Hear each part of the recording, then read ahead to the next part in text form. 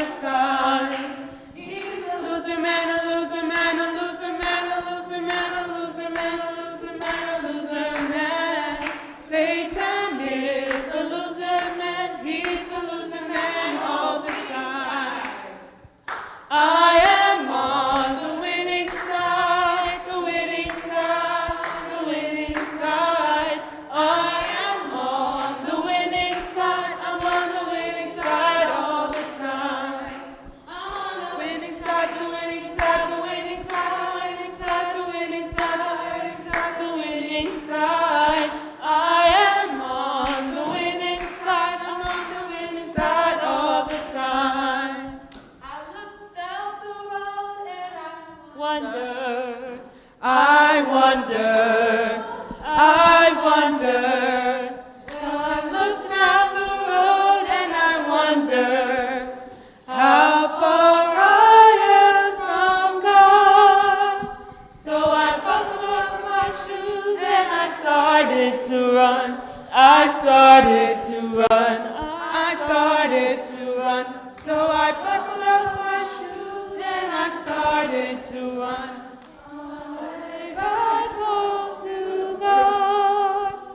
Hallelujah, hallelujah, hallelujah, hallelujah, hallelujah, hallelujah, hallelujah.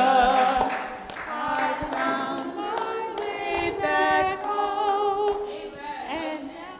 now I am home. And rejoicing, rejoicing, rejoicing. And now I am home, I'm rejoicing. And now I'm home. To God. Amen. Okay, sorry. That was too much of a throwback. So now we're going to start the program. Now that we're all warmed up, we sang some of our favorite songs. So thank you, ladies. That was wonderful. It was beautiful. So we're going to continue. We're going to continue to warm everybody up. You see, this is not funny. It was, okay. So before we get into the discussion that we're going to have this afternoon, we want to continue to warm everybody up and get you engaged by kind of having a quiz. We're going to test some of your knowledge. So I'm going to invite Sister Dean up to kind of talk to you all about how this quiz will work, okay? But before we do that, just need a few volunteers. So we need 3 volunteers. Anybody willing to participate today? Okay, one right here. Hold on. Oh, okay. Okay, you guys can come up. We need partners for these 2 young ladies. Anybody want to partner up with our young people here? Can we get... They're too small? Oh. So can we get sponsors, y'all? I don't know, might be too small. So I'm suggesting, because the kids really want to participate, I don't want to deter y'all. So we're going to have you get partners, and then the person they work with will allow them to give the answer. How about that? No, you can partner. Come partner. Yes. Okay, Brother Elvis, we need one more partner. Anybody?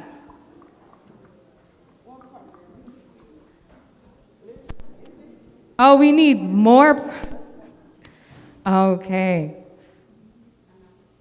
We need another set of 3. So we have. Okay, so now I'm going to voluntold y'all. Sister Richards, come on down. Okay. All right, Danae, please. Yay, yes, encouragement. Okay, I'm going to call Sister Brady. Come on down. She's like, nah. Okay. Alay, she's already in the panel. Should I call her? You want to, Alay, would you be down? You good? Okay, do we have enough people now? So we have our young people paired with some adults here, and then we have another group of 3 people. Oh, we still need you, Sister Richards. It's supposed to be 6. Yeah, but our young kids, they volunteered, and they're a little too young, so we're partnering them. And then we're going to have another group of 3. Okay? So if you're a sponsor, raise your hand. If you're a sponsor. One sponsor here. For our young contestants, 1 sponsor here. And who's sponsoring Izzy? Who's Izzy's sponsor?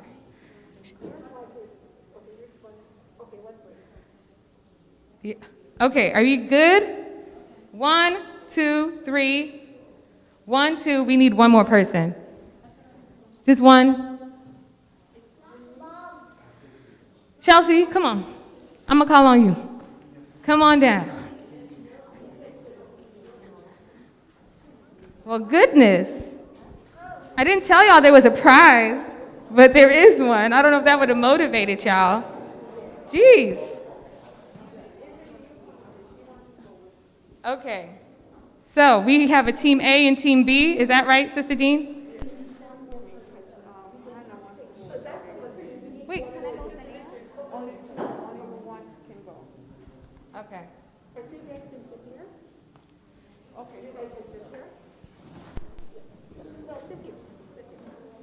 Okay. You sit with them. Oh, yeah. And then Sister Richards will come here as well? Because there's 1, 2, 3. Or Chelsea, whoever. Okay. Oh, you have a All right. Okay, so you. So, okay, now we have our teams. Okay, so what are the teams?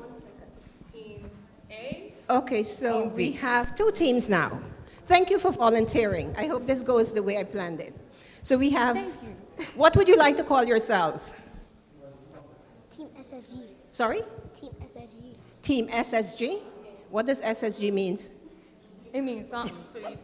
Okay, so we have Team SSG. This is with, Oh my goodness.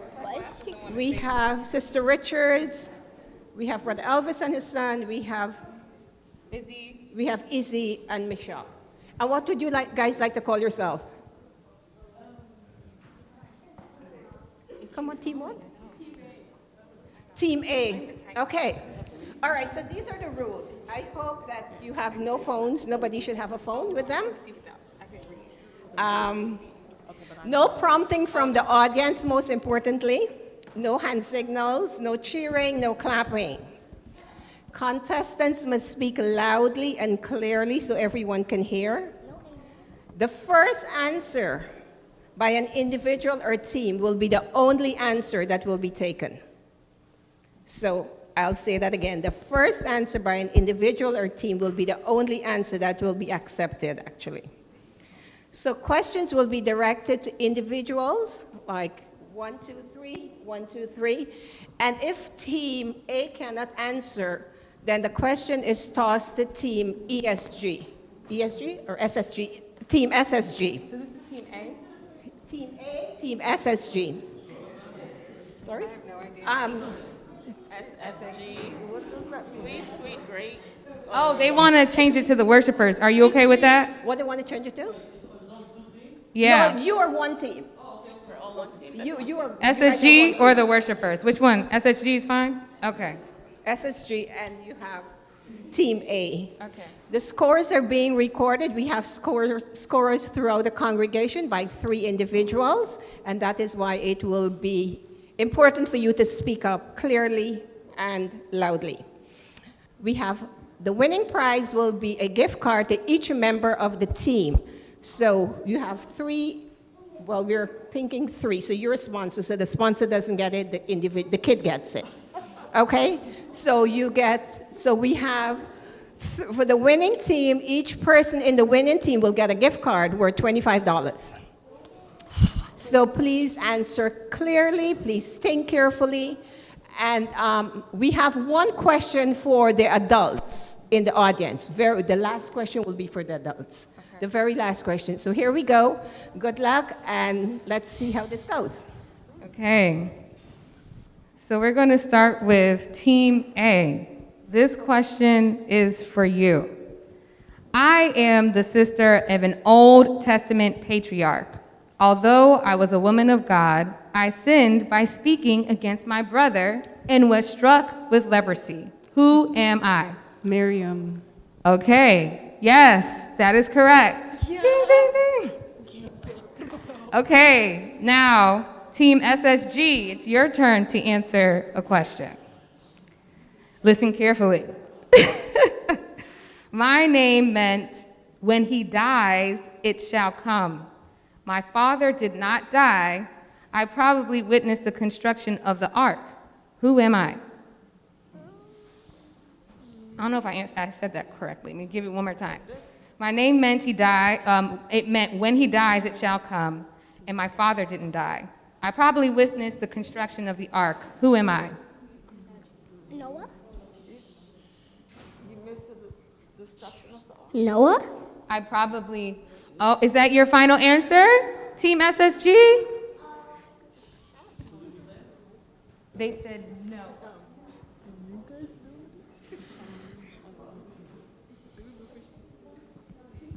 I mean, Noah, because I heard the word ark. Okay, well, if you don't have an answer, you can throw out an answer and then we'll give it to them if it's not correct. Shem, that is not correct. Noah? Oh, okay. You guys already answered. He didn't say anything. Okay, Noah. that is incorrect, but I feel bad because he said it afterwards. Yes, that's right. But unfortunately, y'all said another answer before, so we'll go back. But that was really good. Thank you. Okay, this is for Team A. I'm my parents' third son. One of my brothers is a murderer. Who am I? I am my parents' third son. One of my brothers is a murderer. Who am I? Guys have an answer? Is that your final answer?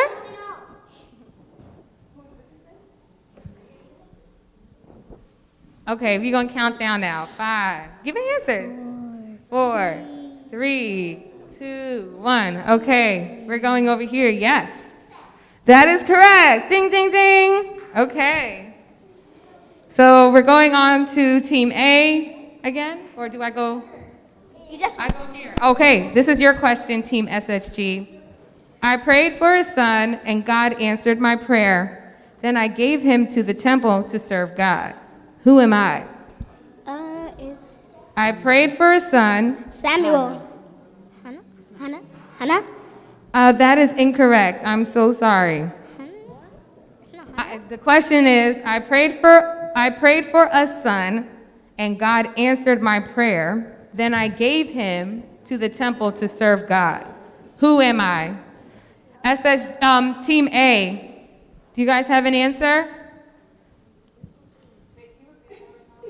Okay, I prayed for a son, and God answered my prayer. Then I gave him to the temple to serve God. Who am I?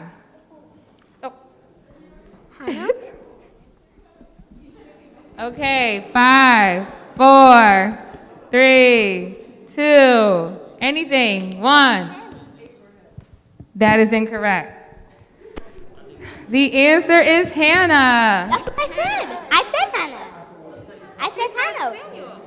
And then I said Hannah.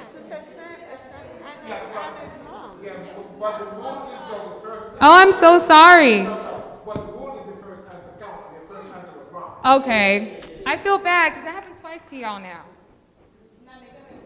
Okay. Y'all over here being competitive. All right, we got to hurry up with this game. Okay, so this question goes to A. Okay. I told the people to call me Mara because I became bitter with God after my husband and sons died. Who am I? Don't be looking back at your mama.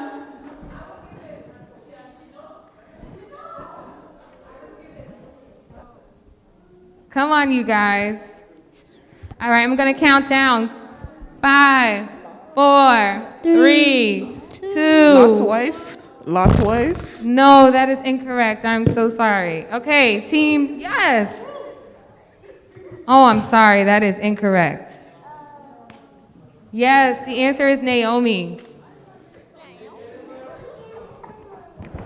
Oh, I'm sorry, you guys. I know you meant that. It's okay. You're going to get it next time, okay? There's more questions. All right, this goes to team SSG, right? Okay. I did not worship God, but yet he chose me to do this bidding. Who am I? Is it S? I did not worship God, but yet he chose me to do his bidding. Who am I? Uh,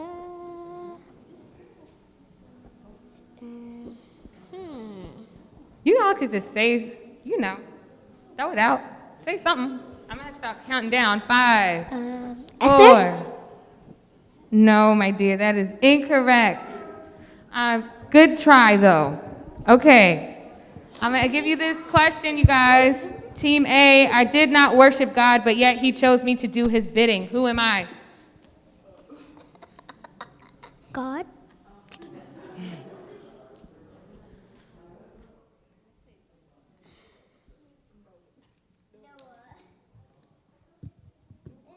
Okay, 5. Come on.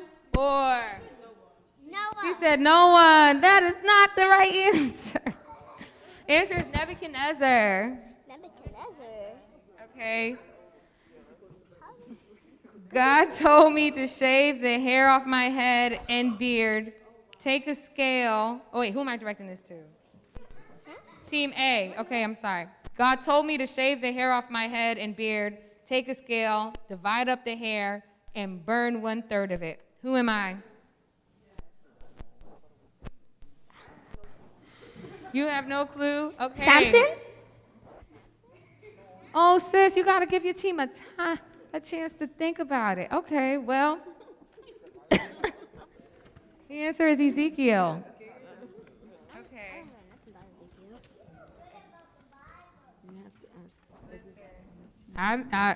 That sounds so nice.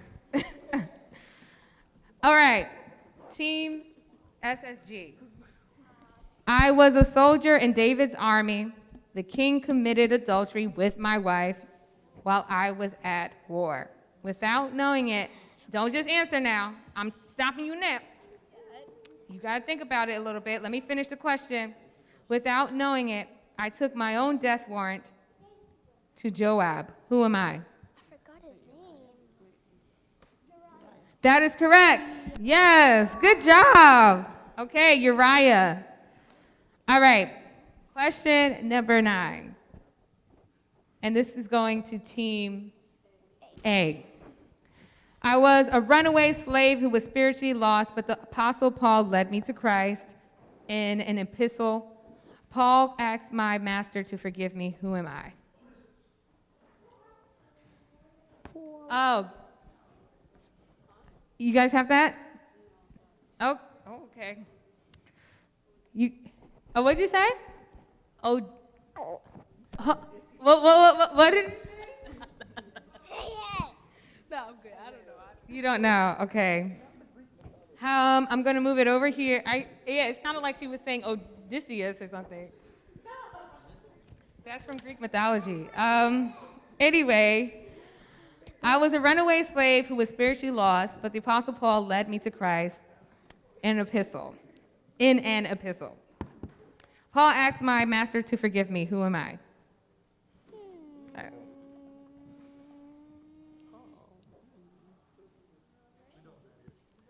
No, I know these questions are tough. I'm sorry, y'all.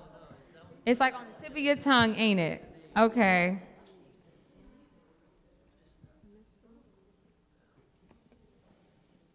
All right, I'm going to count down now. Uh-huh.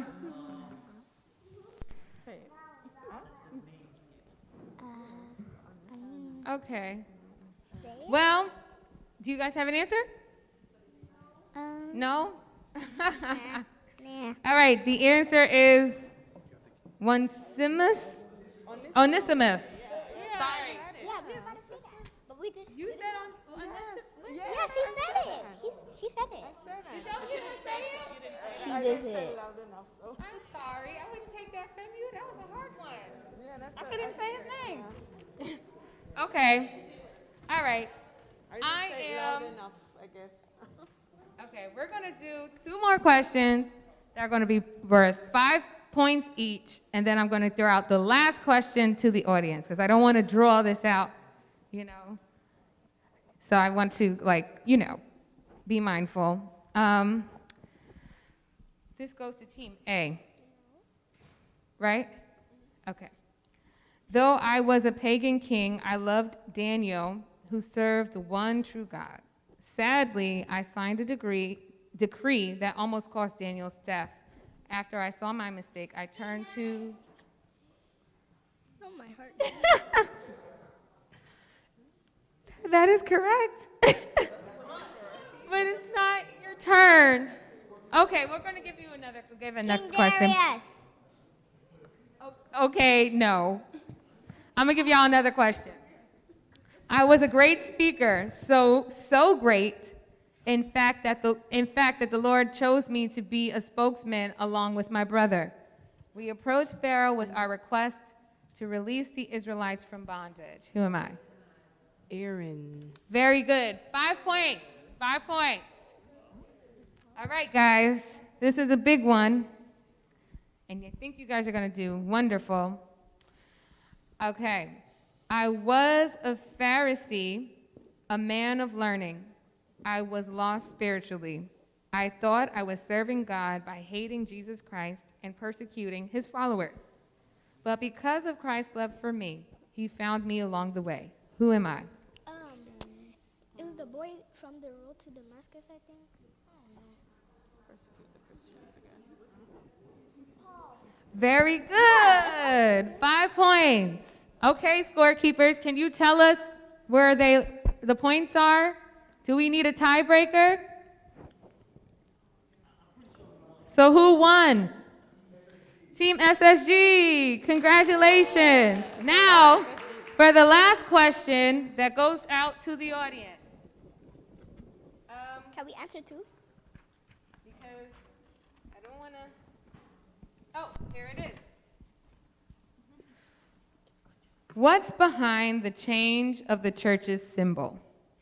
What's the interpretation of the current symbol? Does anyone know?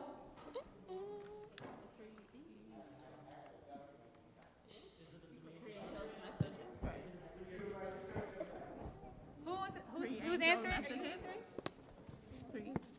So what's the old symbol image? What were you saying?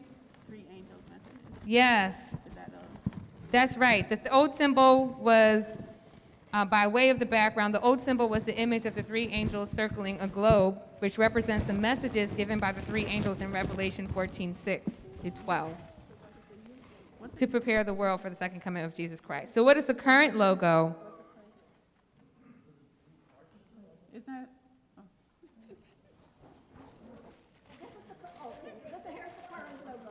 That's what I'm saying. 3 angels. 3 angels. It's a Bible. Yeah. 3 angels. Yeah. The 3 angels.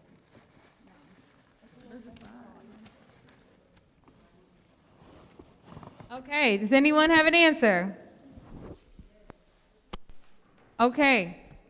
Is it 3 angels or 6 angels? Cause I see. Okay, good answer, but no, that's not it. All right, so A message?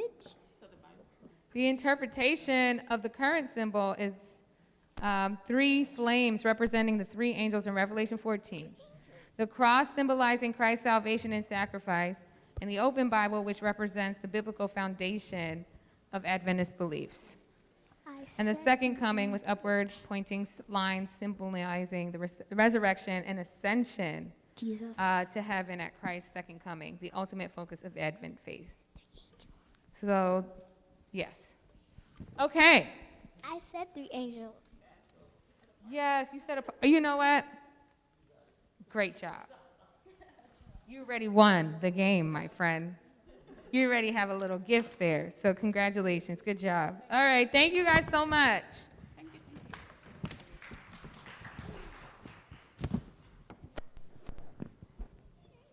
Okay.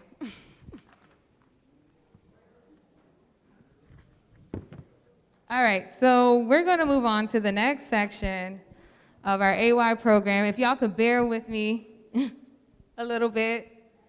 So the next part of this program is just going to have a little bit of a dialogue to have people share some of their experiences that they've encountered based on some of the changes in the world today, obviously from the pandemic and all the things.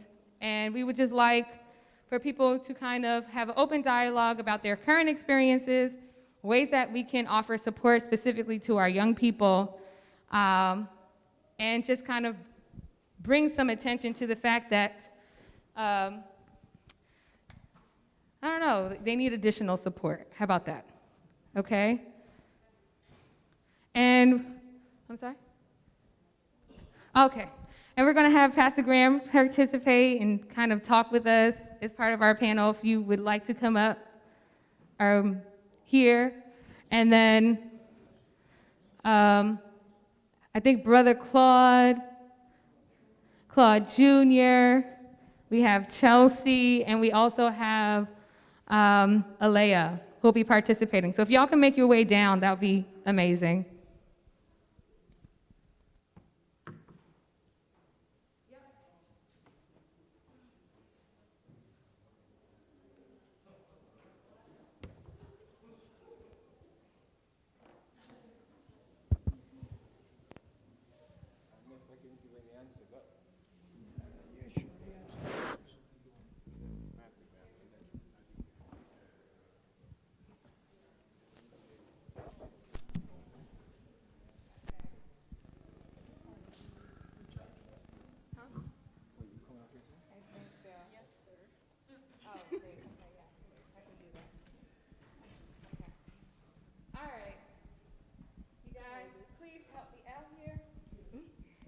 Hello? Okay. Y'all, I would really appreciate your participation. We thank you for your willingness to be a part of this panel. But before we start, I kind of want to give a little context based on an article that I found that was interesting that might help give you some sort of inspiration to the ways that you answer some of the questions that we have, okay? So just encourage you to be yourself. Yes. I thought there was going to be gift cards. You know, we should have thought about that. We didn't think about all that. But we got you next time. So basically, I just want to encourage you to be yourself, answer honestly, feel that this is a safe space for you to express how you feel. So here's a little excerpt from this article. So David Kinnaman, who is the co-author of the book Unchristian, explained that the problem of young adults dropping out of church life is particularly urgent because most churches work best for traditional young adults. Those whose life journeys and life questions are normal and conventional. But most young adults no longer follow the typical path of leaving home, getting an education, finding a job, getting married, and having kids, all before the age of 30. These life events are being delayed, reordered, and sometimes pushed completely off the radar among today's young adults. Consequently, churches are not prepared to handle the new normal. Instead, church leaders are more comfortable working with young, married adults, especially those with children. However, the world for young adults is changing in significant ways, such as their remarkable access to the world and worldviews via technology, their alienation from various institutions, and their skepticism toward external sources of authority, including Christianity and the Bible. Research points to two opposite but equally dangerous responses by faith leaders. Is this too much? Because we can stop right here. Okay. So the research points to two opposite but equally dangerous responses by faith leaders and parents. either catering to or minimizing the concerns of the next generation. The studies suggest some leaders ignore the concerns and issues of teens and 20-somethings because they feel that this connection will end when young adults are older and have their own children. Yet, this response misses the dramatic technological, social, and spiritual changes that have occurred over the last 25 years and ignores the significant present-day challenges these young adults are facing. Other churches seem to be taking the opposite corrective action and using all means possible to make their congregations appeal to teens and young adults. However, putting their focus squarely on youth and young adults causes the church to exclude older believers and builds the church on the preferences of young people and not on the pursuit of God. Between these extremes, the just-released book, You Lost Me, points to ways in which the various concerns being raised by young Christians, including church dropout, could lead to revitalizing ministry and deeper connections in families. So Kinnaman observed that many churches approach generations in a hierarchical, top-down manner, rather than deploying a true team of believers of all ages. Cultivating intergenerational relationships is one of the most important ways in which effective faith communities are developing flourishing faith in both young and old. In many churches, this means changing the metaphor from simply passing the baton to the next generation to a more functional, biblical picture of a body that is the entire community of faith across the entire lifespan, working together to fulfill God's promises. So, in summary, I think what this article is bringing to our attention is, what if, the world has changed in the last 25 years. And with that, there are some really hardcore things that makes people's experiences very different today. How are we addressing those things to make church accessible and relevant to everyone, right? And so we're gonna just start this dialogue by asking our panelists, and y'all don't all have to speak. If you don't feel like this question sits with you, you don't have to say anything. But we do want to start the dialogue by just you sharing your experience as a person, as a human. What has your experience been like during the pandemic? What was school like, work?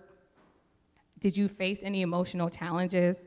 Talk to us about your daily life as a person, considering that we've had a significant shift since the start of the pandemic.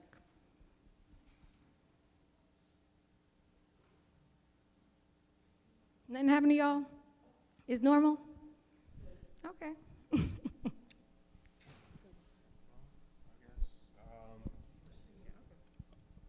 Well, me, I'm an introvert, so going out isn't like my first choice. So I guess I was really to myself during the pandemic. School-wise, it was different for me. I'm doing a dual degree, so I'm doing a dual degree, so I'm working on my engineering degree, and I started doing it into a new school, which is UAH. But I started doing online classes, so I didn't get the feel of it as you would be in a classroom with other students. I was literally doing things virtual, so my experience in a new school was totally different from what you would expect outside of a pandemic. So the only thing that changed for me was the academic system in regards to being online in classes. Your teachers, you don't see your teachers every day, communication with your teachers is almost it's difficult in regards to being, physically there. So I would say the only thing that had changed was the academic system for me. I had to fight more in concentrating in school than I usually do when I'm inside school, because inside school is easier to focus on your school more because you have to see your teachers every day, and the presentation of your work is a factor towards your academic achievement. So it was easier for you to concentrate in school outside of the pandemic, but inside the pandemic, it was more harder. You don't have, teachers telling you what to do. You don't have the directions verbally, physically. You had to rely on your own self to get things done. And I think that's one of the main things I challenged. But outside of that, work to me was almost the same. And not a lot of customers there because, the pandemic decreased the size and the amount in customers coming to the store. And, as I said, being an introvert, it was easy for me not to go out and try to find things to do outside, going to places because I'm more of a keep to myself type of person. So that's how it affected me. Okay, thank you for sharing that. I like that you brought to our attention that you're not extroverted. So it actually was something that you were able to adapt to even though you had some challenges. So thank you for sharing. Go ahead. For me, I'm pretty extroverted, so it was a challenge, and I can't do virtual school because, it's not for me. I can't learn math through a computer screen. It was very difficult, and a lot of people would say oh, it'll be easier since you're already home. You could just do the work and it's easier, but it's hard to get that motivation and to just get up and do it. And the teachers were sending the same thing over and over, passages, and you just answer questions. And so my grades were they were better. I mean, they weren't bad, but they were better, straight A's. But I wasn't learning anything, so I don't think it's worth it, it was just very disappointing that I feel I wasted a whole year and I really did nothing but sat in front of my screen. So yeah, and it was harder to build a relationship with the teachers. It was my senior year, and I was looking forward to having those teachers, recommendation letters. But yeah, it was just bad. Thank you for sharing that. Anybody else? Oh. So personally for me, the pandemic was pretty tough because unlike everyone else here who had a job or had a school, I was unemployed at the time. And that meant that I had to find stuff to do every day, keep myself occupied, and like JR was saying, finding, motivating yourself, pushing yourself to do things. And I guess I'm a in-between introvert, extrovert. So at the beginning of the pandemic, the first 2 weeks, I was oh, this is awesome. I get to stay at home and do what I want to do. But after about the third week, it was tough. It was very tough. Not being able to see my friends in person. Of course, I FaceTime them and Zoomed, but it doesn't take long to be zoomed out, I think everyone is at this point. But trying to think about things that I learned. Well, one thing that I started to appreciate more is my family, for sure, because my dad is an essential worker, and he had to be at work during the beginning of the pandemic when things were really bad. And on Saturdays, when he was home, because he works every other Saturday, we made sure to have dinner every Saturday. And we never really usually did that before. Back in the day, we used to do that, but we didn't have, and usually we eat at church on Sabbath, but we would eat together on Saturdays, and just bringing that tradition back and just being extra thankful that everyone is around the table, So yeah, family, that's something that I definitely learned to appreciate more after this time. No, thank you so much for sharing that, because I think what was nice about what you shared is kind of something that changed that was positive, even though it was negative. So thank you so much for that. Hold on. We have someone from the audience who wants to share. You have a question? So for the two young people, I know you guys mentioned, important things, your job, your social life, and school, which is a big part. But I don't think what I really want to know is how did church or God or relationship with God, how was that impacted through the pandemic? And how were you able to, with the churches being closed and the doors being closed, how were you able to kind of keep that connection with God? How was that adjusted? Personally, for me, one of the ways you can define or determine whether your relationship with God is strong or not is if you need the church to be open to have a relationship with God. Because to me, a relationship with God is you could take God anywhere you go. Like Pastor Graham said today, he said that that once everyone leaves, God leaves too, because God goes everywhere you go.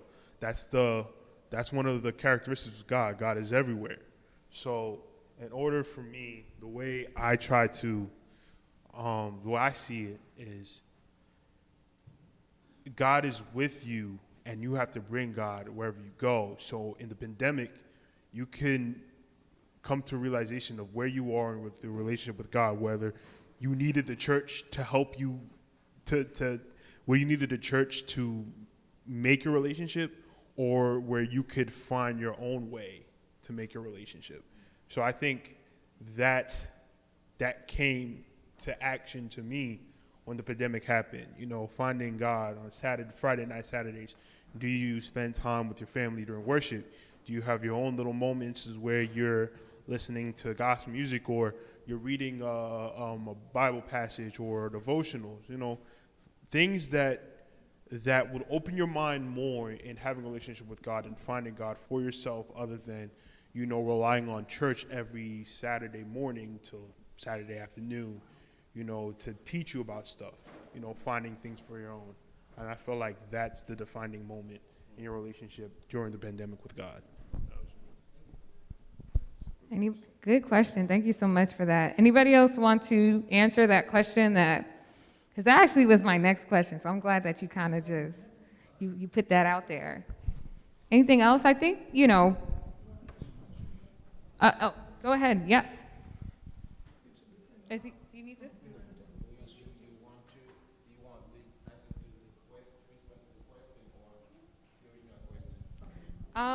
Whatever you feel comfortable answering. You could be both and. If you have, something to share on both questions, feel free. Well, for me, really, I have the ability to adapt to anything really quickly.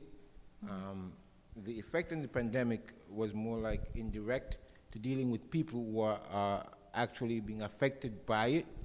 I know as far as my job is concerned, we were closed down for, I think, 3 months. But the whole thing is dealing with people, especially parents who adapting to homeschooling, or should their kids go back to school, or that other stuff, and dealing with that. As far as church is concerned, it was strange coming here on Sabbath with just us guys streaming the service. And because of that, I've only missed, in the whole pandemic, I only missed 2 weeks being in this place in the whole pandemic. And that was when I came down with the tested positive, so I had to quarantine. Other than that, it's the whole thing of being affected was pretty much indirectly, because I have the ability to adapt to an environment really quickly. So it never, even coming to church here, I realized that it was going to be a prolonged time.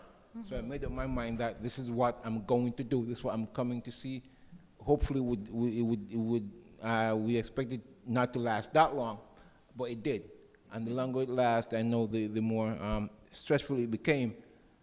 But just dealing with outside influence from people, how they had to deal with it was more of a, if I would call it, stress factor for me than anything else.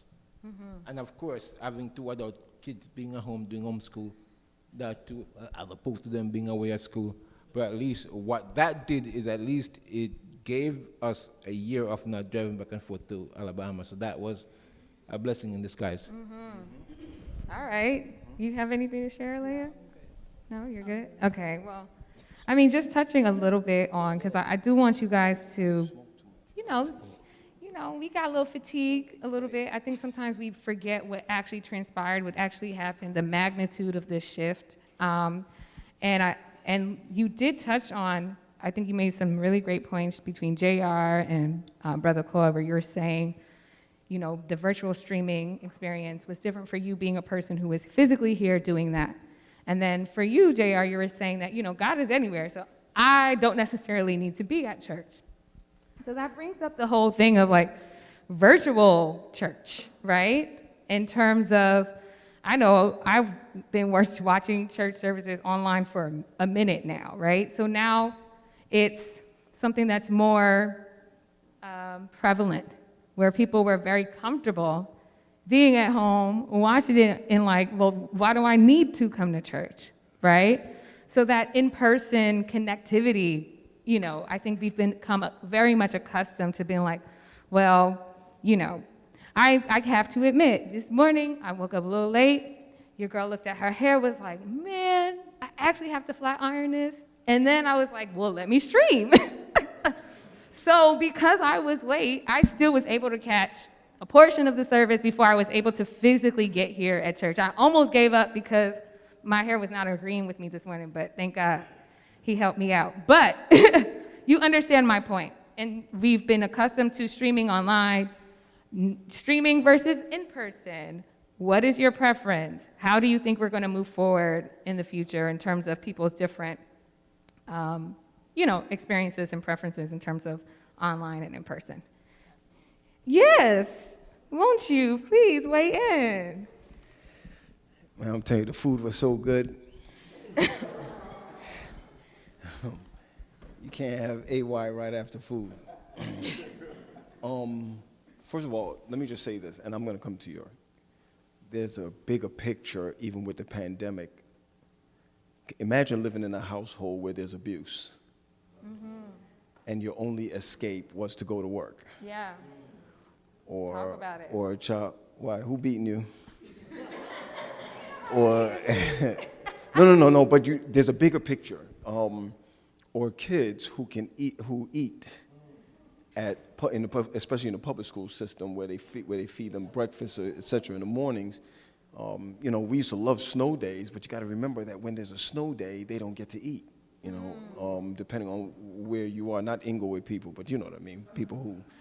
And I think what happened is that God allowed. Let's go spiritual with this, right? Because God allowed this to happen for us to understand where we are. Because we've taken for granted even church. We've taken it for granted. A lot of us here as leaders have A-type personalities. A lot of us. So you're never going to find a deacon, for example, who don't talk to people. Most deacons are outgoing. Leaders are, yeah, not you, right? Not you, my cousin. So there's a lot. Let me just tell you this. When the pandemic came about, right before it, I decided to go back to school. And not to make money or anything, but I decided to go into counseling to do therapy, to learn how to do therapy, counseling psychology at WAU. The pandemic helped me because now I didn't have to travel back and forth to class. I could do it online. Everett, we recording? I mean, like, we live?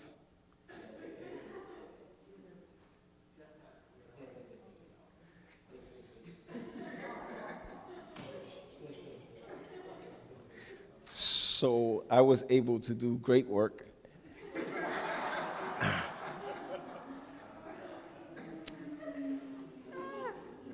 How I'm gonna save myself with this. So just like young people, like my son had to drop out of school because he needed the one-to-one with the teachers. In my case, I felt like this was a great thing for me because I didn't have to see the teachers, and they were also becoming acclimated to what was going on, so they weren't at their, the grades were easy to come by. So there's a blessing in it, but then again, there's something else that's going on during the pandemic. that there's also suffering that's happening during the pandemic. So, you know, like I said, let's talk family. I suffer with anxiety that brings on depression. And what helps me with my anxiety is to be outside of the house. And by the way, types of anxiety can be cured, but, and that's the truth. The thing is that, and maybe we'll talk about that another time, I kind of depend on my anxiety to live. And I know that's bad, but we'll talk about that one other day. The other side of it is that the person who you've been married to for the past 25, 26 years, which I have been married to, you have to know them all over again. Because they're usually gone 8 hours a day, and you're gone 8 hours a day. Now you're back in the house with each other. Is she here? Hey, sweetie. You got to learn them all over. No, it's true. You got to learn them all over again because now you are in the house together, and sometimes you don't know if you're bothering each other. You don't know what's happening. So the pandemic has good, and the pandemic has a negative effect to it in some cases. But what surprised me about the church, and I know I'm being recorded, so I'll go ahead and say it anyway. God bless you. Is that the conference went into business mode, and I didn't see them go into ministry mode. And there's a right for that, because once we decided to become a corporation and business-like, now you got to be careful of being sued.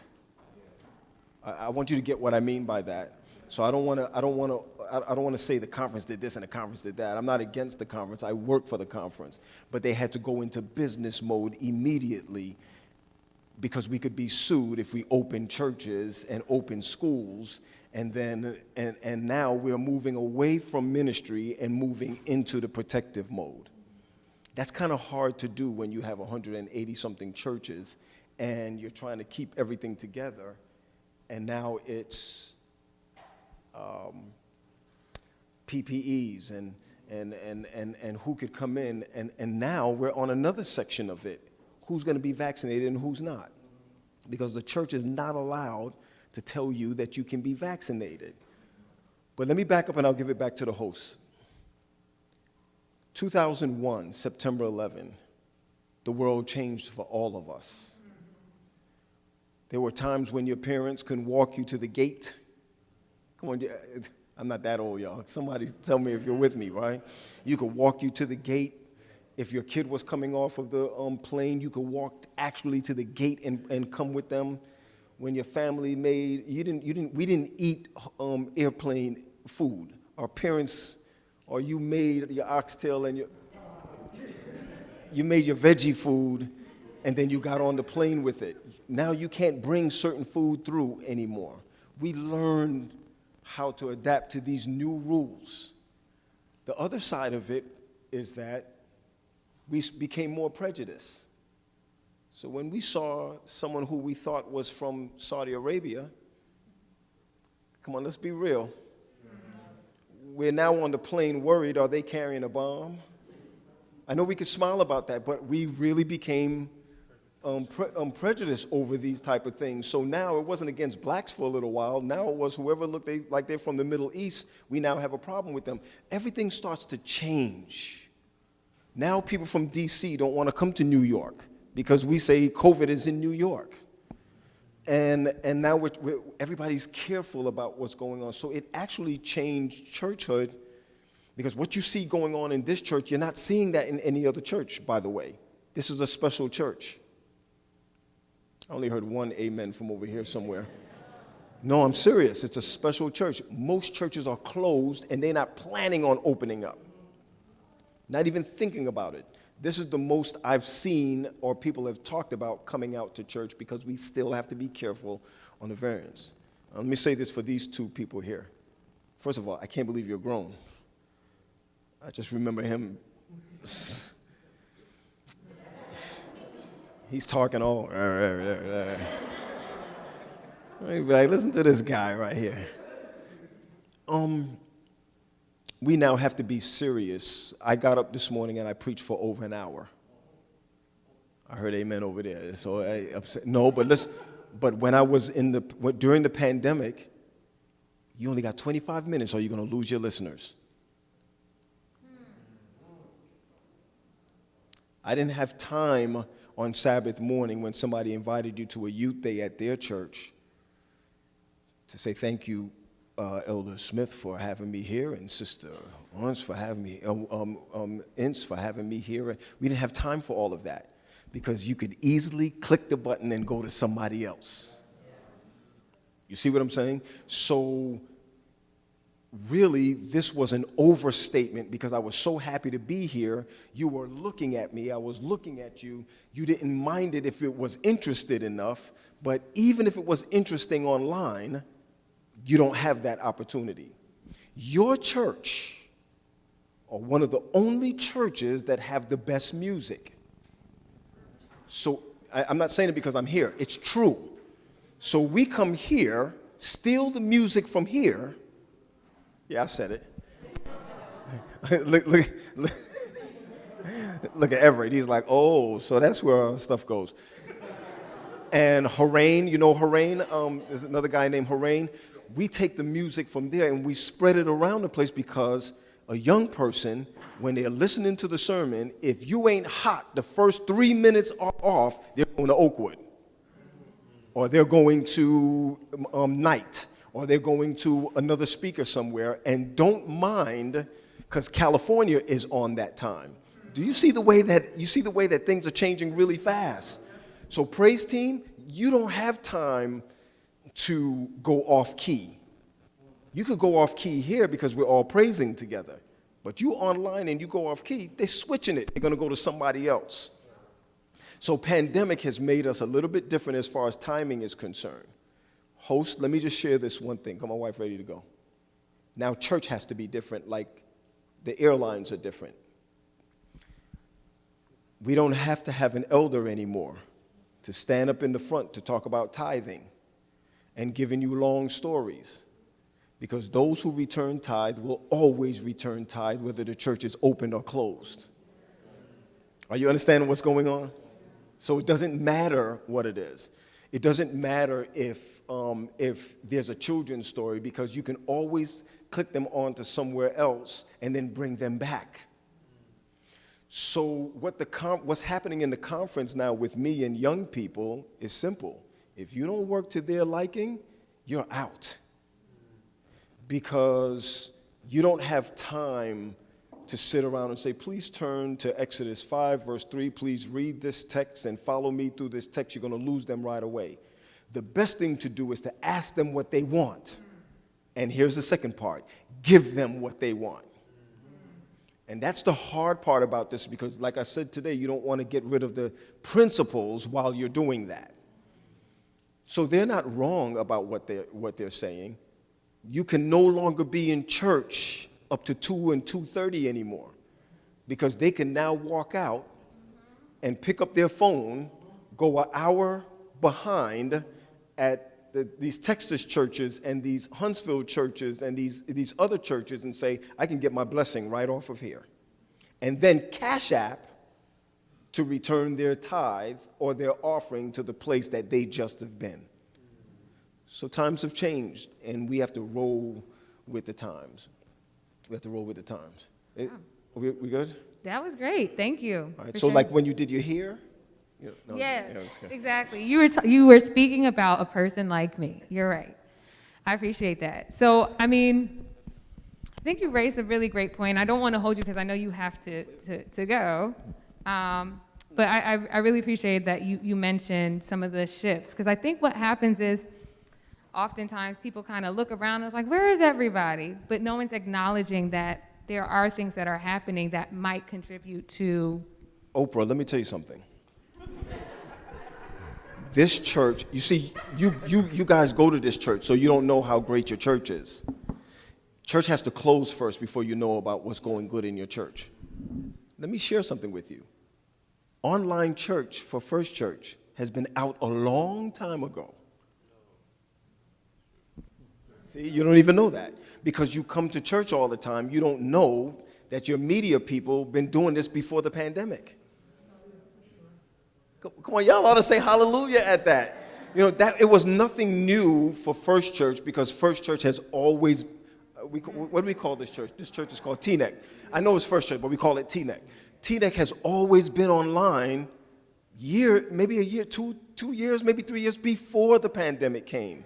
So it didn't make a difference whether or not, you know, you came out or not. The media team was always working, and they always had something going on. So it also makes you aware of who's working and who's not working in the church.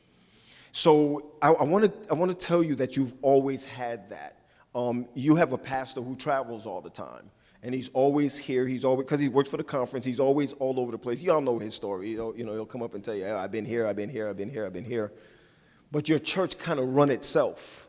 Now, I'm not saying without him. I'm just saying this has nothing to do with the pastor. I'm saying it run itself. So the pandemic really did nothing to First Church concerning online ministry. You always had online ministry. Yeah, I wish you would say amen, because it's really true. You always had it.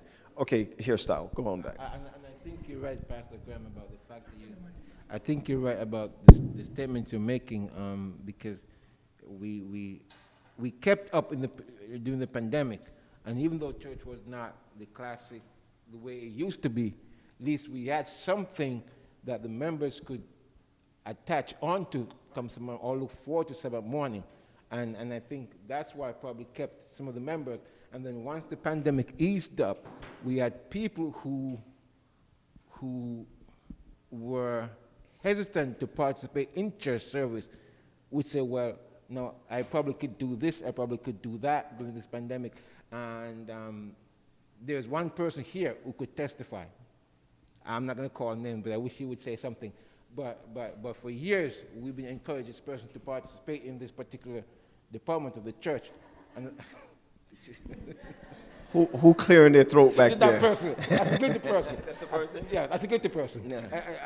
But during the pandemic, that person stepped up and really did a wonderful job. And my wife did praise time. Yes. Who's your wife? Did praise time. I know who you are. You know who I am? Yeah. You the Yeah. Golding people. I know who you are. We're kind of family. We're kind of family when we go on. Yes. Let me just tell you this. I grew up, let's be honest now, in the Caribbean background, communion is very important to us. Communion is like a second baptism for us. And we've been looking at our young people, for example. Young people would say, communion, I don't know how you do it here, but it is really like a sanctified type ceremony that we do. And all of a sudden we got the pandemic, right? And now the pandemic comes about, and now we're doing the cups with the wafers inside the cups, right? Now, if you grew up the way I grew up, we had deaconesses that used to make, you know what I'm saying? They used to, did you know that? They used to make I've been bothering her all day. It's a private joke. She's mad at me. It's okay. And the deaconesses used to make it, Kimmy J, and they used to make it, and they bring it, and they crush it and pray over it, and then they put it in the front here and cover it like it's a body. You see, you're laughing. You're laughing, but remember today I gave you a little hint when I said the pews are Catholicism is Roman Catholic. These young people are starting to know that. They're starting to realize, they'll come up to you and be like, Pastor, why we have to have these pews here? Because this is paganism. And guess what? They're right. Pews are pagan. The pulpit is pagan. The way that the pulpit is set up is paganism. This doesn't come out of Christianity. This came out of the pagan movement before in 300-something AD. Now, they go to school and they learn that. They come back here and say to the pastor, Pastor, the communion is a Catholic communion the way we do it. Now you got to answer them because they're right. We cover it like it's a body. I'm coming. We cover it like it's a body. Right? Then I'm the high priest that stands before it. And I hand it down. I can't feed the people. It has to go to the lower lesser man, to the lower lesser man, till it gets to you. Come on, think what they're thinking now, what these young people are thinking. Now, the pandemic comes around, and they say, great, now it's a wafer. And all I got to do, now all I got to do is drink all this of me, they drink, and whatever, and they get it. They didn't have to go through the pomp and circumstance to get what they already can get. These are the changes that's going to come around. You don't lose the sanctity of it, but now they understand better that this is not a Catholicism thing. Now we could have communion every week. Because the Bible says, I said the Bible, not the church manual. The Bible says, as often. You see where we are now? So they're going to read the Bible and say, why do we do communion every quarter? When the Bible tells us every time you meet, we should do communion. So that's what I'm saying when there's a shift. Ellen DeGeneres. When the shift here is now we have to open up our stance. Not change the truth, but open up our stance now, right? Oh, I'm sorry, Sister Host, there was a question. Oh, in the yes. back there. Who has a question?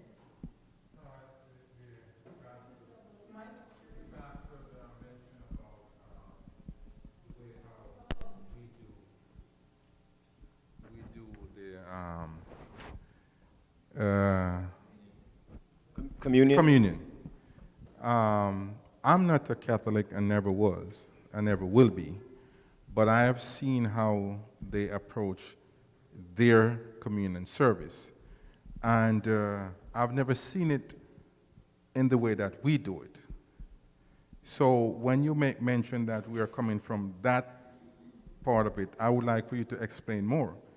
Because like I said, when I watched how they do it, I don't see anywhere that we're doing it the same way they do it. Okay. I'm talking in the actual communion worship service that they do. Young people, can you just give me a couple minutes so I can explain it? There's a lot of things that we took from the Catholic Church. And the Catholic Church, I thank God for the Catholic Church. Because if we didn't have the Catholic Church, the word would not have been passed down this far to us. Sure. I want to make sure to say that. So I don't have a problem with my Catholic brethren. What I have a problem with is how we adapt certain things and call them traditional and how they go. So you're right about that. So you go into a Catholic church right now, they actually take the bread and they pray over the bread to turn it, as the word is called, they turn it to God's actual body, right? Say the word.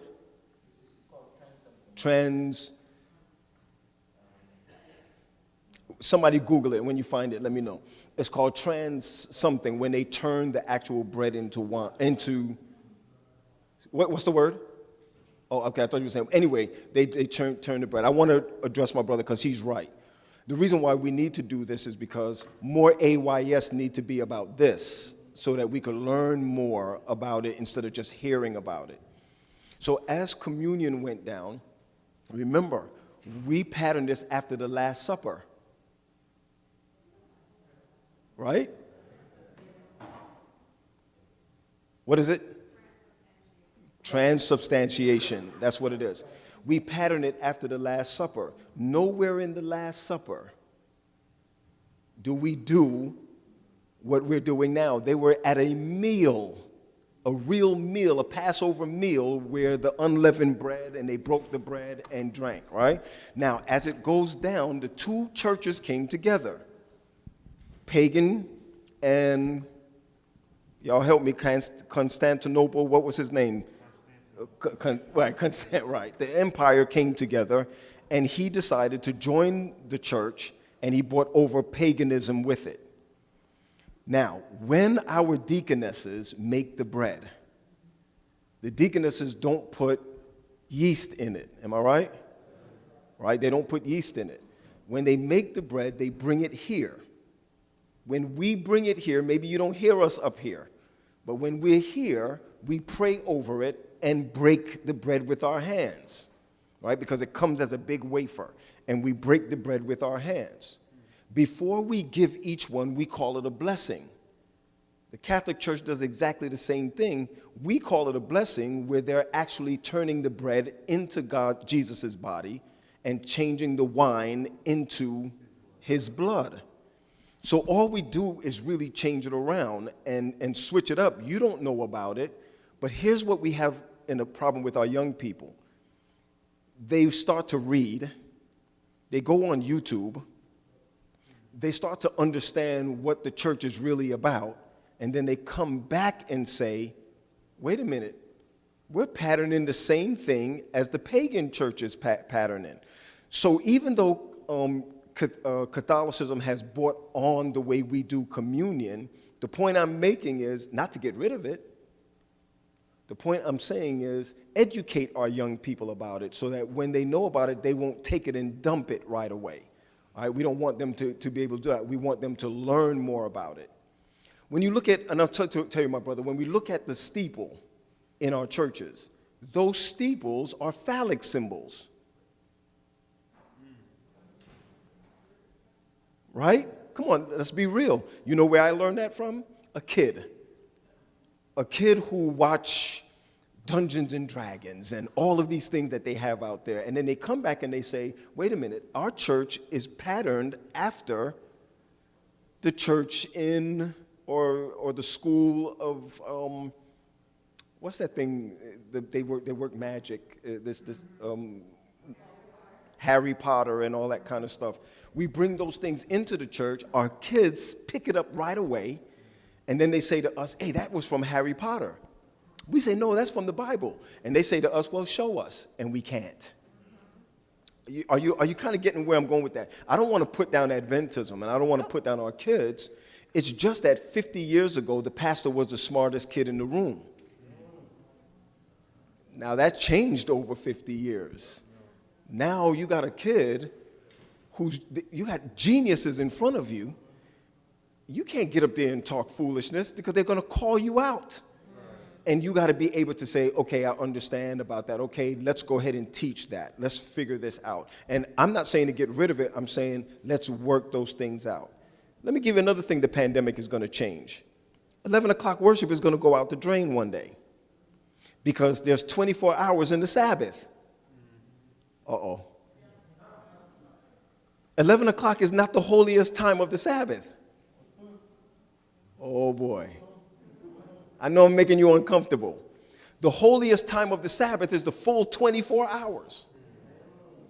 But what we say in tradition is that because it's 11 o'clock worship hour, that is the high day or the high time. It's not the high point of Sabbath, right? Because now when that kid decides that they're not going to be on this, but you're going to go ahead and hit Oakwood because Buddy Bird is preaching, Buddy Bird is preaching at 10 o'clock your time. The kids sit back and say, that's not 11 o'clock worship hour then. Now you got a lot of people who's changing Sabbath school to 3 o'clock in the afternoon. Now you got literally 80-something kids that's in Sabbath school that weren't there at 9:15. Your Wednesday night prayer meetings. You got more people at Wednesday night prayer meetings online than you ever had filled the church before. I'll give you another one, board members. You don't got to come to the board. You don't got to come to the church anymore for board meetings. You just proved it that you had board meetings online and it worked out exactly the same way except when we talk about you behind your back. So you're going to ask the question, what are some of the changes that's going to occur?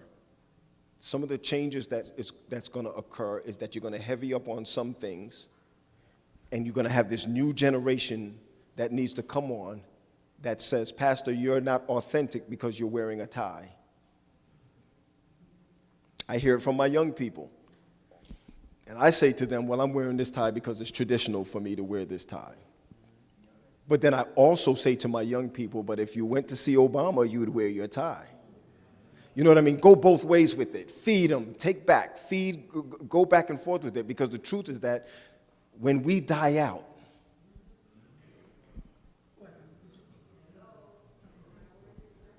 I never knew I would be 51. Come on, y'all. Listen to me when I tell you this. I said to her, how old are you? Because I thought she was older. She said, I'm 18. I was like, you a baby. 18 years old, she hasn't even begun living yet. Yep. And you know what I mean by that. She hasn't begun yet. Listen to me, you talk about pandemics. You want to be afraid? When Reagan came into office, his name is 666.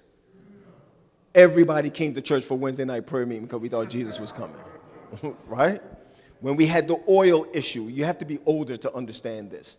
There used to be cars going around the block because we had no gas, right? Because we thought in the era something was going to happen in the era. Then when we saw the Catholic Church shake hands with the president, we said, Jesus is definitely coming now. When we saw the airplanes fly into, the World Trade Center, we said, for sure, Jesus is coming. All of a sudden, I turn around, I'm 51 years old, everything hurt me, every joint, everything hurt. My man, how old are you? 23. Man, you're 23. You live your best life right now. Because as soon as you turn 24,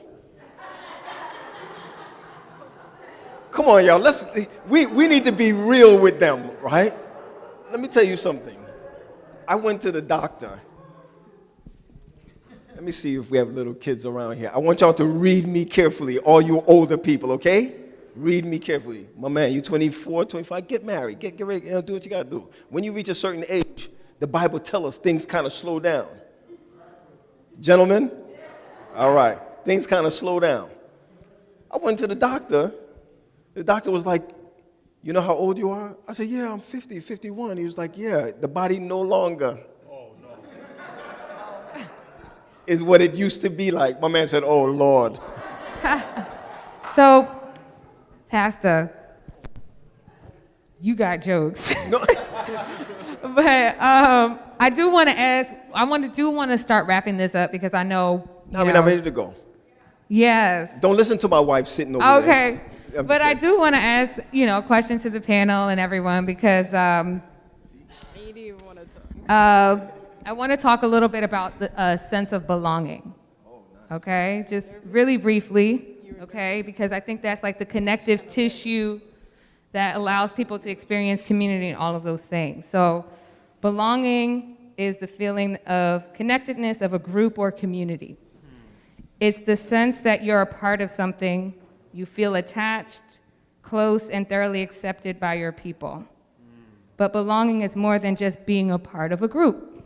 So what I'm curious to know, I think that a part of being a part of a church community is so that you feel a sense of belonging, hopefully when you come to church. My question to the panel and the group is, do you feel that? Before, after the pandemic, during the pandemic, do you feel like a sense of belonging? That's what I want to know. That's a good question. Well, thank y'all. You gonna answer? Oh man. Okay. No. That question. I don't know. It's that type of topic. Kind of person. I'm not gonna lie. It's kind of personal. Because I'm not really comfortable or more confident in saying how much I feel, especially around people like this. I'm not the type of person who will burst out and say, I feel this, I feel this. But if I'm going to be honest, growing up, I kind of felt like I never fit around people. I felt like that. I'm the only male child in my family. I have 3 sisters. So I felt like, it's easy to pick me. You see me because I'm around mostly females. My sisters, they have a better connection. And not that I don't have a connection with my sisters, but because they're females, they have a better connection. They can click like that. And it was hard for me to do that. So a lot of places, especially sometimes when I was growing up at church, I felt like I wasn't really connecting with a lot of people. I kind of felt like I was not, I didn't fit in. I didn't fit in with a lot of people. It's how I felt. And sometimes I kind of felt like I got that vibe, that aura, that energy from other people just by their cadence, the way they approached, the way they responded, You know, sometimes they feel like, you know you don't belong here, bro. You just don't fit in. You know, I'm not trying to knock people out, and I'm just saying, I'm just shooting from the hip that I just felt out of place at times, and that's what kind of made me more to myself and learn more about myself because of how I reacted and respond with other people. You know, sometimes and some of the times it's just who I was. You know, they did things that, not to say they did bad things, but they just did things that I didn't feel like was something that I would do or I didn't enjoy. You know, I would sometimes, and I know sometimes my parents tell me about this. My sisters would want to go out and go to someone's house. I'd rather stay in my room and just draw a whole picture or something like that, or read something, or watch a favorite TV show. But that's just who I was. So that's how I felt as belonging. You know. Yeah. No, I just want to say thank you so much for sharing that and being vulnerable. And I feel protective of you because as you shared that, because I think that sometimes like this fitting in thing is like such a hard thing for young people. And I think you have such a really great self-awareness about yourself, and I want to just shout you out for that. So I really appreciate you sharing that. Well, you know what? The things he just said, and if you remember in the beginning, he said he was an introvert. That's actually my DNA in him. That's where he got me from. And many people wouldn't understand that I was such an introvert. And the things that he just stated, that was me growing up. Seriously.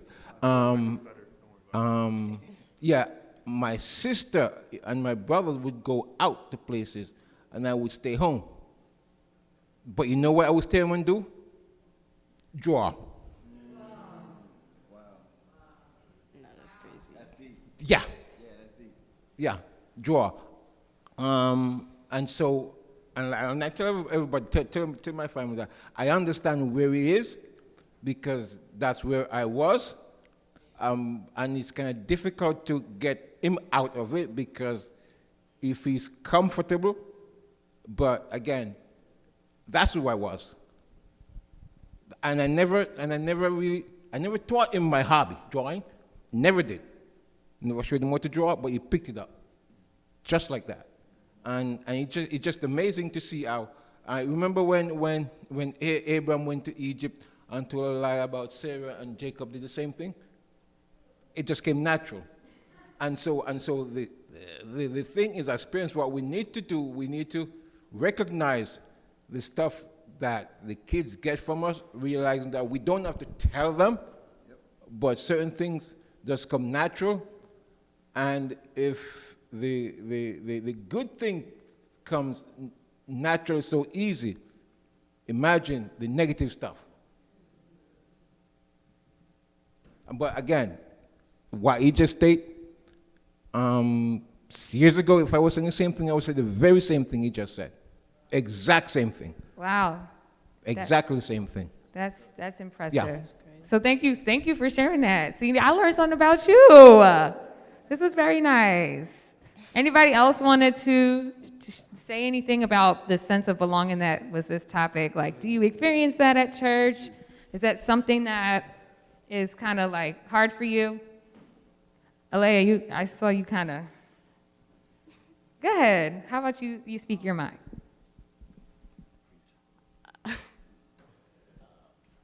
I mean, before, I was like involved in so many things, I guess, like Pathfinders, Drum Corps, so I didn't really feel that like I didn't really belong, I guess.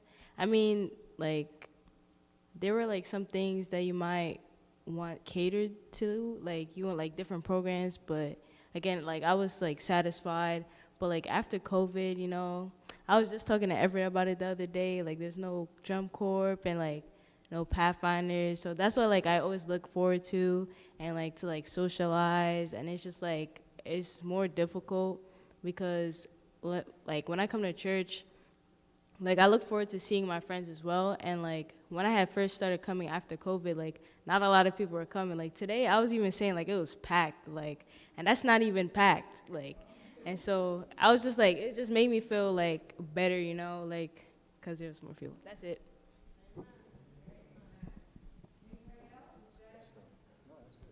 Yes, hold on.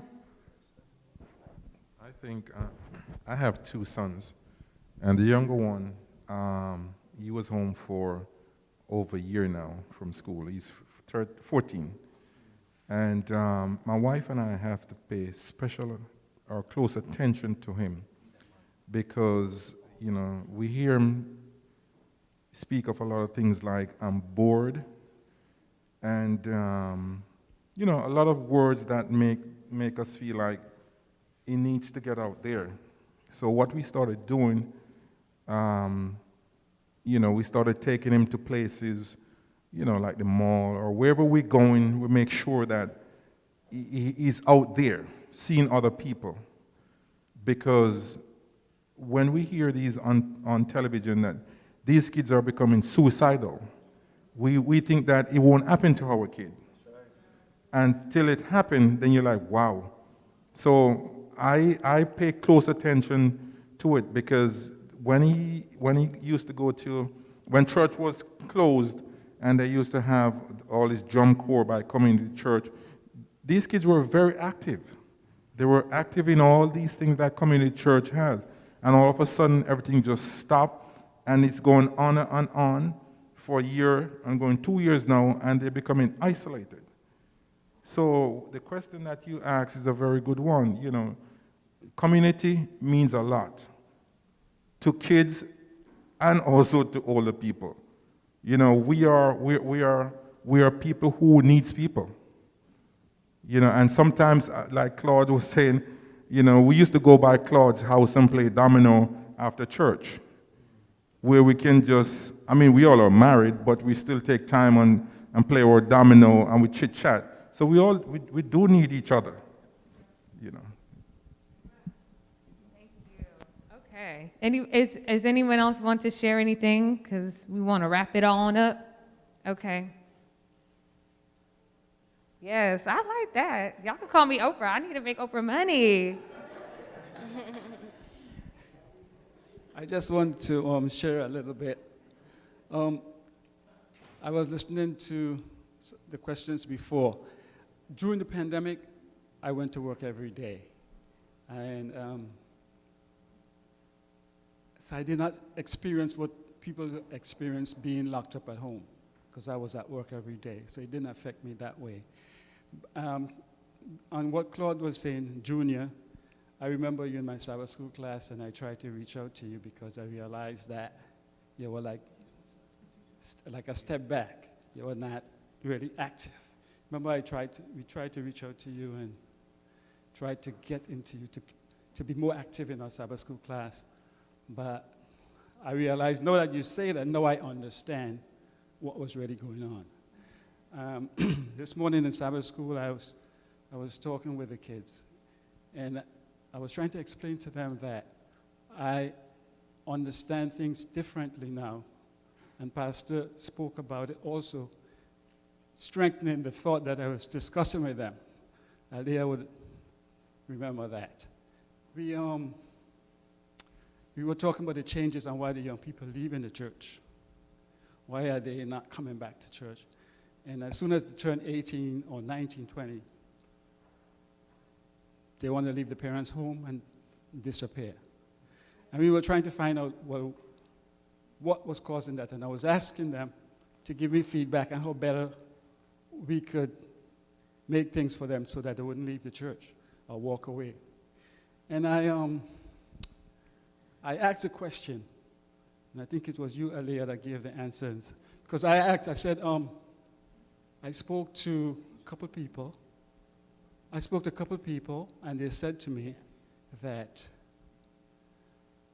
one of the reasons why they're not coming to church is because they're not getting anything. It's repetition. The pastor's saying the same things that we already know. And some of them mentioned previous pastors that were here and was happy to be here with him because when they came to church, every Sabbath they would learn something new. But right now, it doesn't make sense coming here. So I asked them, and one of the students, I think it was, said to me, well, they don't see it that way. And I said, how you feel about coming to church. And she said, I like coming because I get, if you come into church and you're coming to get something, or you're coming for somebody to give you something, you have to come prepared. In other words, you're not coming and depend for people to feed you information. You come in with the mindset. And I was impressed with that. I don't remember which one of you guys said that. I think it was you that said that this morning. And I was happy with myself, within myself, that the young people are thinking that way. And it made an impression on me. So I just wanted to let you guys know that. I didn't say anything to them about it at the time, but I'm saying it now, that I appreciated the feedback that I got.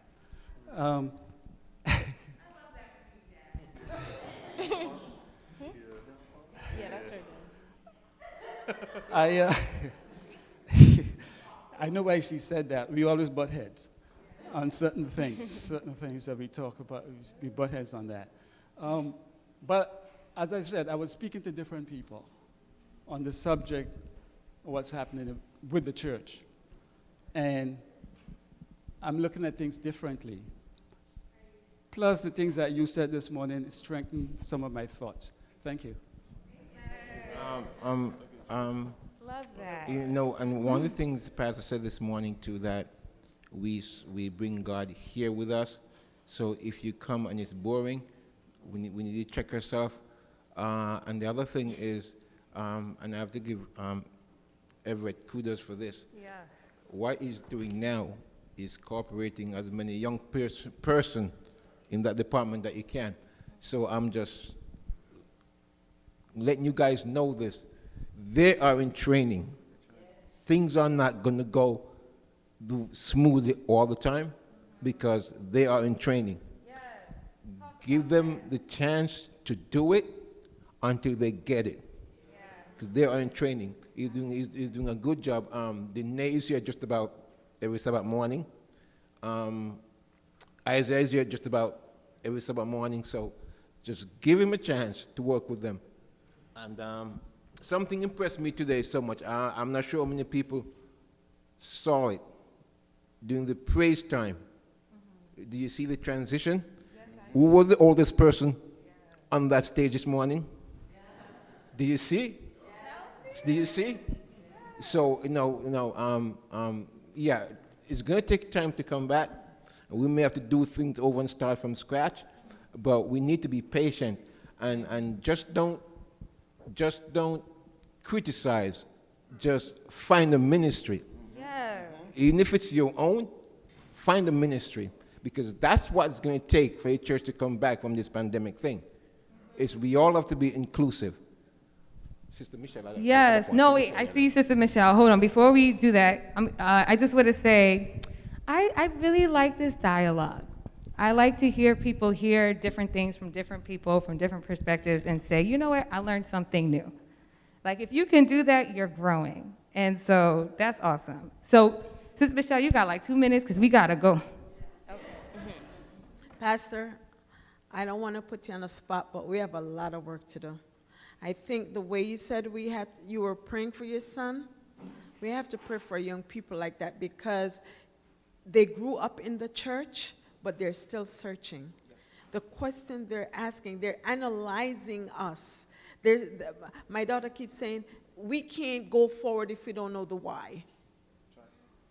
And she's like, why? Mom, you keep telling me this, but why? And she's analyzing the church, and she's, thinking some weird kind of religion. And the argument is, we're stressing religion and not spirituality. Yeah, relationship. And she tells me that every time. I say, Mom, you guys are stressing too much religion. You need to stress spirituality. So I'm saying, boy, these kids are analyzing every little thing we say or do. And that is why we need to pray more, think more the way we talk to them, what we say to them, because it's going to boil down to why. And if we don't have the answer to those why, we're going to lose them. Because the devil is right there, opening his arm to grab them, to say, yes, God, I tell you, they didn't know the answer for the kids. And so we need to lie down and pray some more. That's my, It looks like that's the only picture somebody took of me today. It's all over the internet. It was somebody took a picture. You know, let me just tell you something. It is nothing new of young people leaving the church. The stats has always been the same. It becomes alarming when it's our children.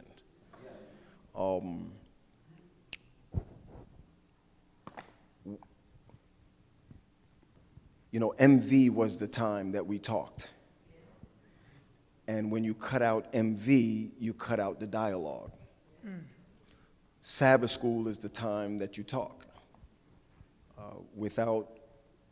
If you cut out Sabbath school, there's no more dialogue. It turns into entertainment at 11 o'clock.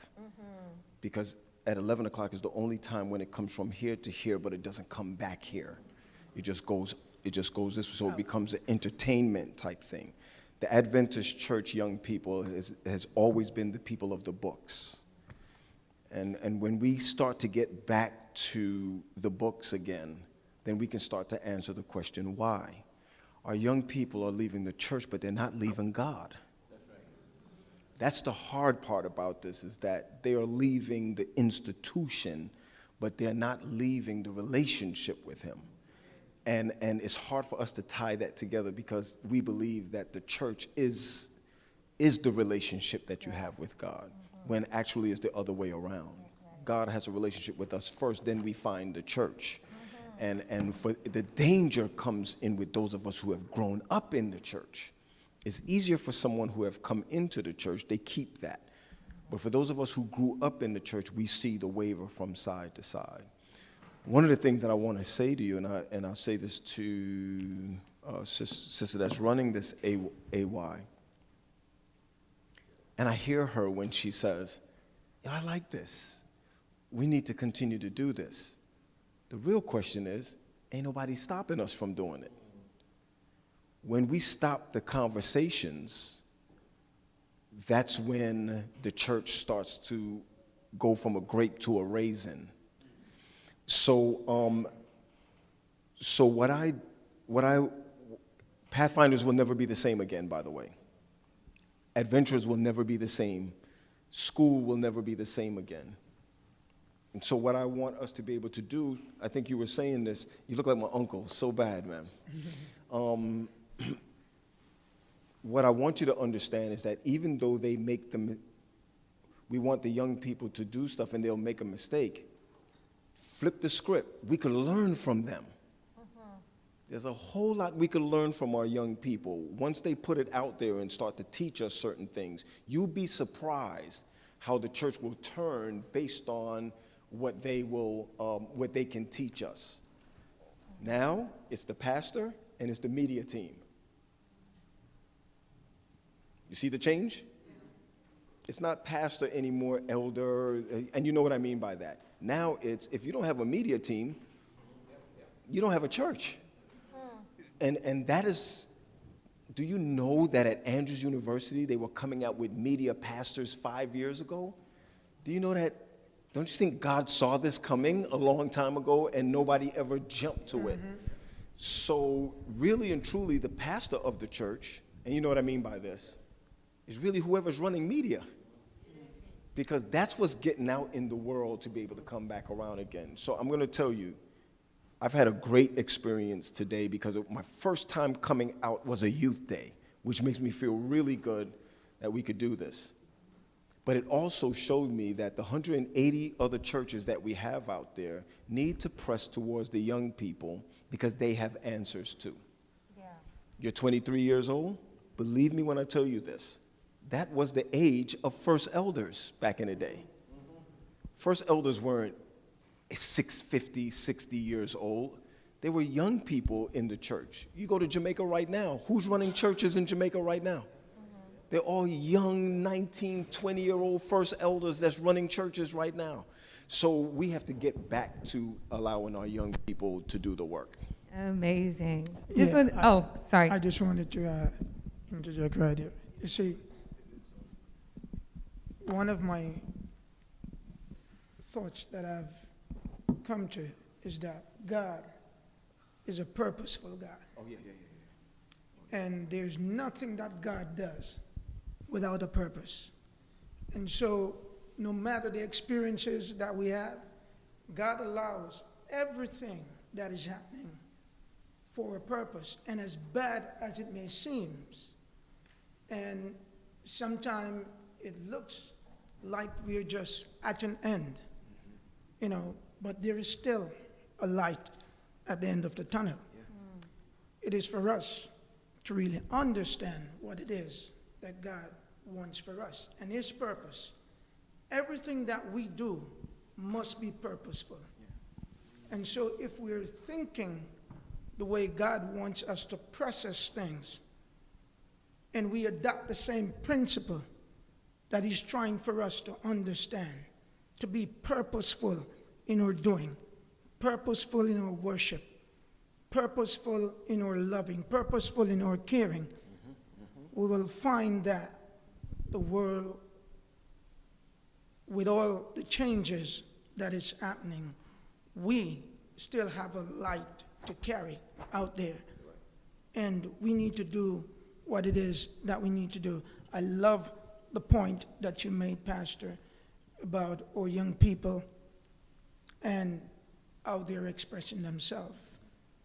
Their needs, understanding their needs and administering to their needs, not judging them, because oftentimes when we're even losing them, we're losing them because they're feeling like they're being judged many times. But what we really need is a dialogue. We need that dialogue. We need to listen to them so that they can listen to us who have the experience, who have been there, done that, know, certain things. So, and to give them what they need, trusting in them that they can deliver likewise. So this has been good. It has been a good day, a blessed day. And, it's a day of Thanksgiving. That's what the Sabbath is anyway, So for us to come from all this and to be able to have this experience today, it's a great thing, and I just trust and hope that, going forward after today, that our young people, and the older folks alike, can see something different, in our approach and our contribution as to, what we'll want to do, in the relationship between ourselves and God, because we first have to have that relationship with God before we can have any relationship with man. So I want us to continue to encourage that, and to encourage that for our young people, because they're the ones who will have to pass the baton on to. We're not always going to be here. Amen. Thank you for that. Everyone who's up here, thank you so much for sharing. I think this was a beautiful, important conversation that needed to be had.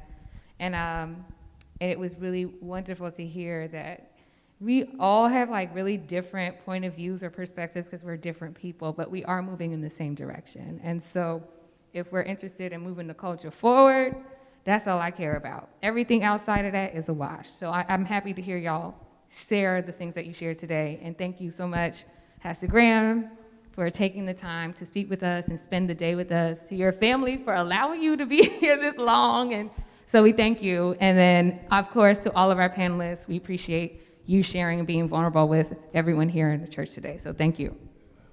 Amen.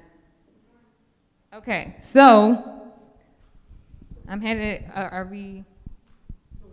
we're going to close it out, but I feel like we have something to do for our grads. Is that correct? Okay.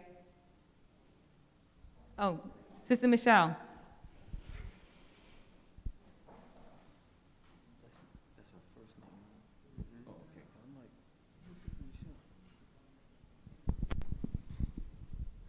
Good evening, everyone. As our custom is every year, Education Department recognize all our graduates, and this year is no exception. And we want to recognize, they're not all here. A few of them are here today, and we appreciate the fact that they're here, and we want to thank them for coming out. Also, before we get to the graduate, this year, Education Department has been blessed. We have some people who think so much about our kids and other kids that Sister Esther Whittingham started a program called for tutoring. And I just want to mention some of our tutors so that they know that we appreciate the hard work they're doing and that they will continue. And we're talking about people like Anissa Wiles, Claudia Golding, Jonale Golding, Sharifa Williams, Sister Cheryl Richards, Sister Sylvia Thomas, Mark Whittingham, and Carla Whittingham. Those are some of the names that I can remember. Oh, and Sanjay Williams. These people gave up time of their busy schedule to tutor our kids, and they do an excellent job. And I just want to let them know that we thank them, we appreciate them, and we hope they continue. And so we get to our graduates. So from middle school, we have Sean Lee Henry. His father will take it for him. We have Tyler Hines. Tyler was here earlier. Okay, his mom is here. Okay, somebody else will take it for him. We have Michael Thompson. I saw Michael's mom here.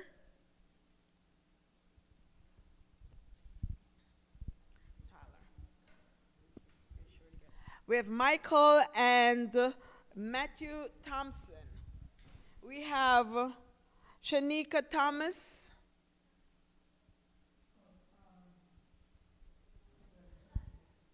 Okay, all right. Now from high school, we have Alea Badu.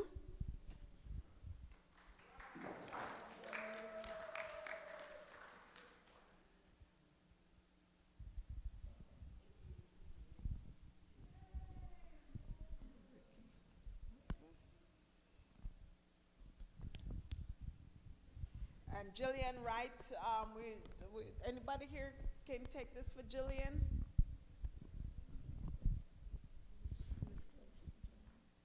Lauren Caton. Huh? Jillian.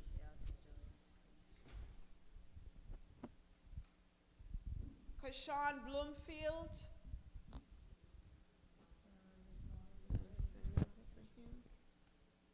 Isaiah Thomas.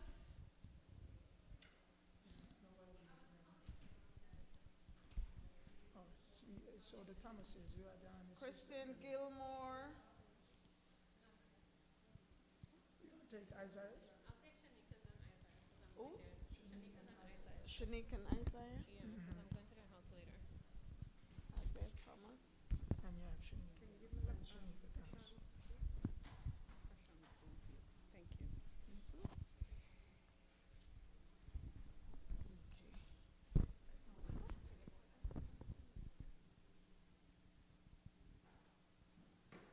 Nessie.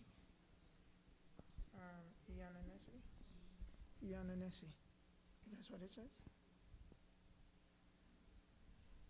No. What's that? Yeah, it's Iana. Iana. Oh, Iana? Oh, Iana Perry.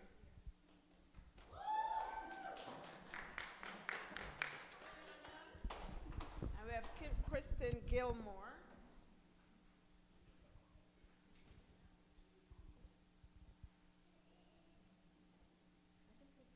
From Higher Learning, we have Matthew Richards. She sent you good day. Kristen Gilmore is on third. Right? Who's on the other?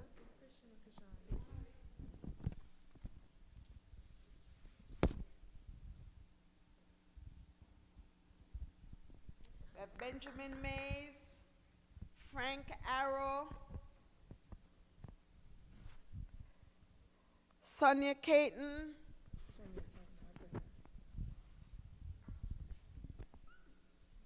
Deandra Thornhill, and so that's it for our graduates. So,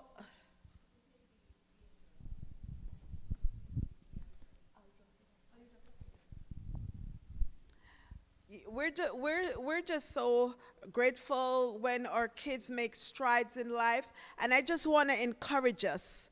Please, when you see them, encourage them. Let them know that we care, that we are here to support them.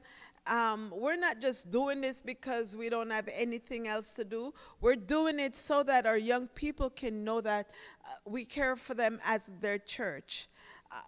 We're not perfect, but one thing they know, that we will stand by them. I want to thank you, and God bless you.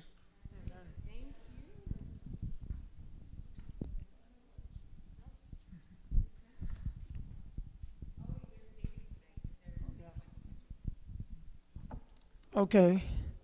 We want to thank everyone for coming out for our AY program. It has been a good day. We're now at an end. I know we have the skating program later on this evening. Is Brother Everett here? Everett? Do you have the numbers? You have the group for later? Any information for the skating later? Huh? 7 people confirmed? Okay. And so you're going to take care of dealing with those people? If there's anyone else who is interested in going skating, then you'll need to speak to Brother Everett afterwards. Okay? I want to thank all the people who have been involved in the planning and today's program. Sister Enns, you've done a great job getting us all together and, working with you to pull this day off. It's been good. Our young people are happy. Who have not been here, they will certainly hear just how well today has turned out to be, and they have missed something. I'm pretty sure they will not miss the next one. All right? So with that said, I hope you all have a great week, and I hope that you have been energized, enough to take you throughout the week so that we can, come again in this fashion to worship and give thanks. Let us all stand for the benediction.